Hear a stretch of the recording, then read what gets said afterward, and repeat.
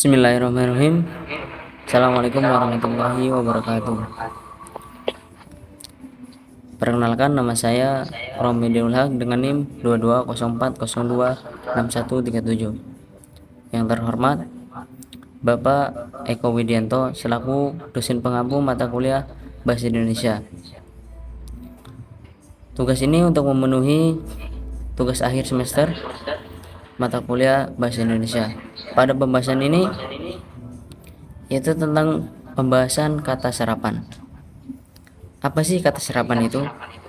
Kata serapan adalah kata yang diambil dari bahasa asing kemudian diperbaharui ke dalam bahasa tersebut.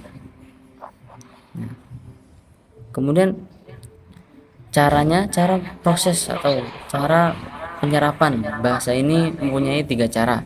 Yang pertama yaitu adopsi. Adopsi ini yaitu dengan cara pengambilan arti kata serapan tersebut. Yang kedua yaitu ejaannya diambil semuanya. Nah, contohnya yaitu seperti supermarket.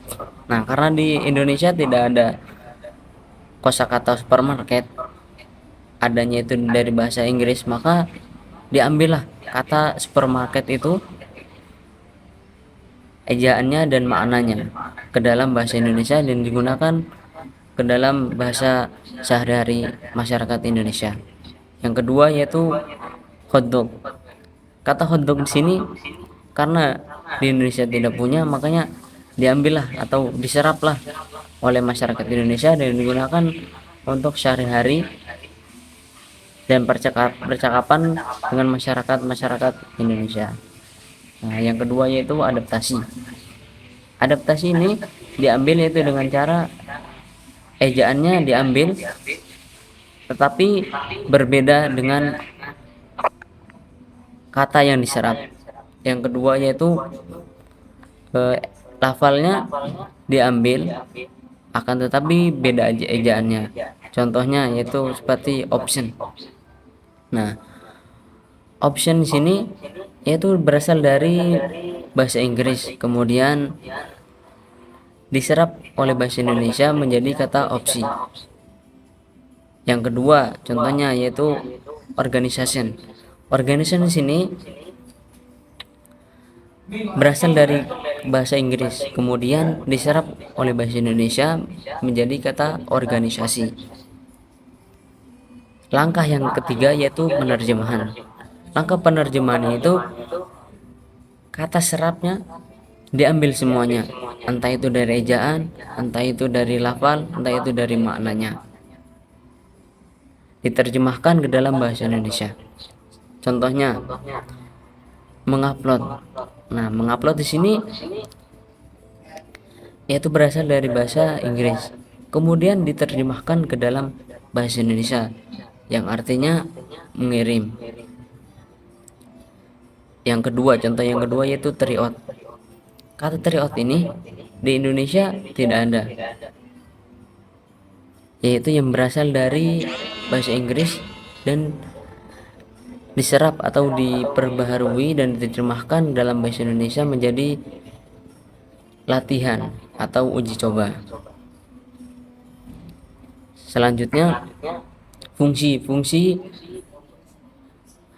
kata serapan ini yang pertama yaitu untuk memperkaya ragam kosakata bahasa Indonesia. Yang kedua, memberikan pengetahuan kepada masyarakat Indonesia tentang bahasa asing.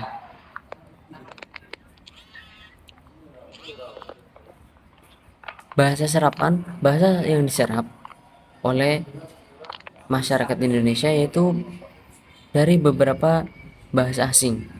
Semisal bahasa Inggris, bahasa Belanda, bahasa Cina, bahasa Portugis. Contoh dari bahasa Inggris. Contoh bahasa Inggris itu seperti kata alergi. Nah, alergi di sini tadinya itu dari bahasa Inggris, kemudian diserap menjadi bahasa Indonesia menjadi alergi. Yang kedua yaitu bahasa Belanda. Kata Diet. Kata diet di sini berasal dari bahasa Belanda, kemudian diperbaharui atau diserap oleh bahasa Indonesia menjadi diet. Yang ketiga yaitu bahasa Arab. Bahasa Arab kemudian diserap ke bahasa Indonesia seperti kata kitabun, kata kita, kata kursi, dan diperbaharui menjadi ragam kosakata bahasa Indonesia. Yang keempat yaitu bahasa Cina. Bahasa Cina seperti encang. Encang di sini berasal dari bahasa Cina, kemudian diserap oleh bahasa Indonesia menjadi paman. Itulah sedikit pembahasan tentang kata serapan.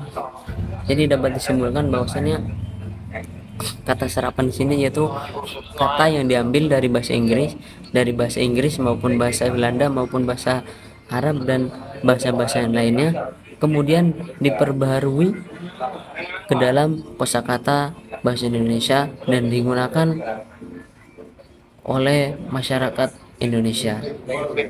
Dan fungsinya yaitu untuk memperkaya ragam bahasa Indonesia dan untuk mengenal bahasa asing yang terdapat di dunia ini.